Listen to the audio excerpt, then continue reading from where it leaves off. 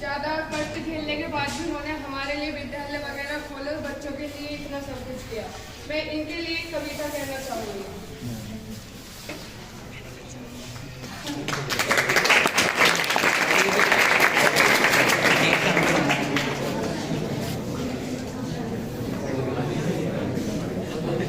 दिन ढले बिना सवेरा नहीं होता, दिन ढले बिना सवेरा नहीं होता, दृढ़ संकल्प कभी अधूरा नहीं होता।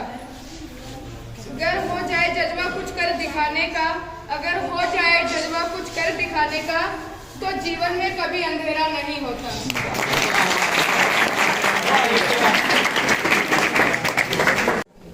और इसके लिए ज्योतिबा, माता ज्योतिबा सावित्री बाई ने जो है बहुत संघर्ष किया। इन्होंने अपने दम पर 18 स्कूल खोले और उस समय खोले जिस समय जो है 18वीं शताब्दी थी और उस समय हमारे देश में बिल्कुल ही अत्याचार था, अशिक्षा थी। जो मतलब वो कहते हैं कि निम्न स्तर के लोग हैं, उनके लिए बिल्कुल शिक्षा का बिल्कुल कोई प्रबंध नहीं था, बिल्कुल बंदोबस्त नहीं था। और उस समय इन्होंने अकेले अपने दम पर लड़ा और उस समय इनके जो हस्बैंड थे, जो इनके पति थे, उन्होंने खुलकर इनका साथ दिया। और यहाँ तक कि जब इनके हस्बैंड जाते थे, खेत में काम करने जाते थे, वहाँ ये उनको खाना लेकर जाती थी। जब इनके ससुराल वालों को पता चला तो उन्होंने इन्हें घर से निकाल दिया और उस समय वो जा करके दोनों उनके साथ देने की वजह से जो है इतना संघर्ष करी और आगे बढ़ी।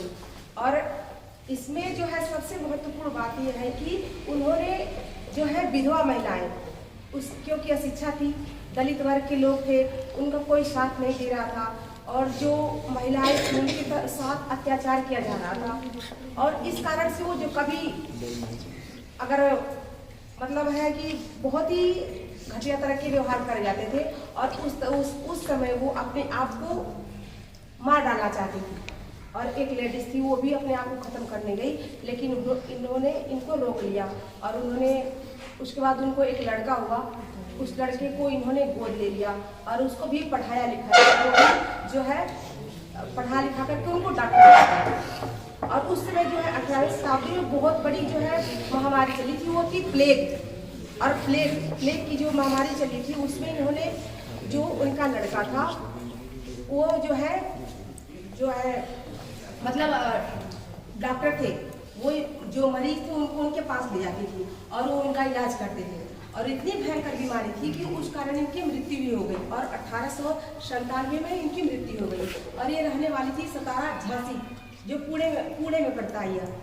तो हम यही कहना चाहते हैं कि बच्चों, आप पढ़ लिख रहे हो तो इस शिक्षा के महत्व को समझो कि आपके माँ बाप कितने स्टैंडर्ड है कि आपको हर चीज़ दे करके और यहाँ भेज रहे हैं और आप शिक्षा ग्रहण कर रहे हो। उस समय ये बिल्कुल कुछ भी नहीं था।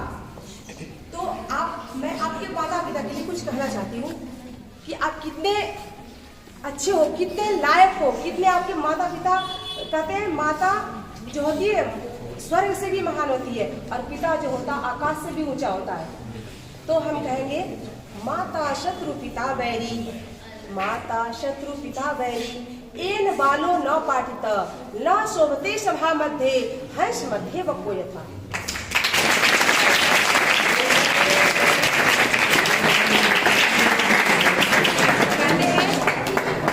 माता शत्रु, वो हमारी माँ शत्रु है जो अपने बच्चों को नहीं पढ़ाती है। माता शत्रु पिता बैरी, ये बालों न पढ़ता, जो अपने बच्चों को नहीं पढ़ाती है। और पिता जो आकाश से भी ऊंचा होता है, वो ऐसे ही शोभा नहीं देते जैसे हंसों के बीच में बगुला एक शोभा नहीं देता है। अगर आप पढ़े लिखे नहीं हो, किसी भी समाज में जाओगे तो आपकी कदर नहीं होगी। जैसे हंसों के बीच में एक बगुला हंस, कोई कदर नहीं होती है। तो आप उस माता पिता का धन्यवाद करो कि हम जो है इस माहौल में आज ढले हैं, पढ़ लिख रहे हैं। आपके हर माँ बाप, आप सुबह निकल जाते हैं, कितने मेहनत से करके आपको पढ़ा लिखा रहे हैं। हमारा बेटा है, हमारी बेटी है, एक दिन हमारा नाम रोशन करेगी, हम बहुत आगे जाएंगे। हमारा देश, हमारा बच्चों, हमारा भविष्य हमारे आपके कंधों पे है। अगर आने वाली पीढ़ी आप ही हो, इस देश को किधर ले जाओगे आप समझो। एक एक हमारा टाइम जो, एक एक कण जो है एक मोती के समान है और हमें पता होता है कि हम अपने समय को कहाँ दे रहे हैं। आप जितना बातें करने में, क्लास में आप पढ़ने के लिए आ गए और वहाँ भी जाके मान लो टीचर नहीं है, लेकिन आपके बैग में तो सब कुछ है। कापी है, किताब है, हर चीज़ है। आपको टीचर ने काम भी करवाया है, आप उसको पढ़ सकते हो, याद कर सकते हो। ये नहीं कि कोई टीचर नहीं है तो आप बातें कर लो, नहीं, ये बिल्कुल गलत है। आप जानते हो कि मैं कर क्या रहा हूँ, आपको सब कुछ पता है। अगर आप इतने जान करके भी और अनजान बनते हो तो इससे बुरा कुछ भी नहीं है। अभी आपने सर ने अभी बताया, आपके क्वेश्चन पुटअप करवाए सब है, आपको पता तो है जन्म उनका, उन्होंने कितने स्कूल खोले और किन संघर्षों से निकलकर वो आगे बढ़े।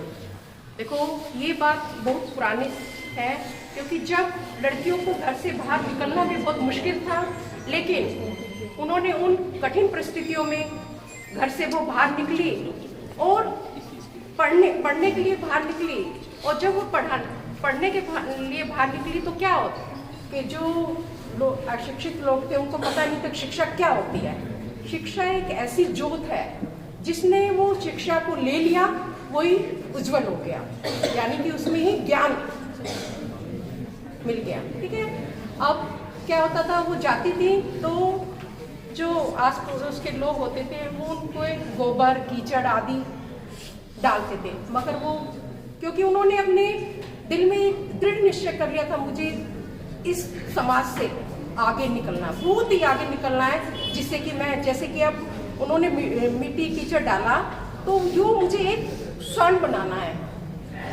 वो एक छोटी जाति से थी, दलित समाज से थी, लेकिन उन्होंने शिक्षा के बल पर वो बहुत आगे बढ़ी और उन्होंने शिक्षा अपने, वो कहते हैं ना कि जीवन के दो पहलू होते हैं, हस्बैंड वाइफ, अगर हम दोनों पहलुओं को साथ लेकर चलते एक पट्टी के साथ तो हमारा जीवन बहुत ही आगे सुखमय भी बनता है और दृढ़ भी बनता है। जो हम सोच लेते हैं वो हमें मिलकर ही रहता है।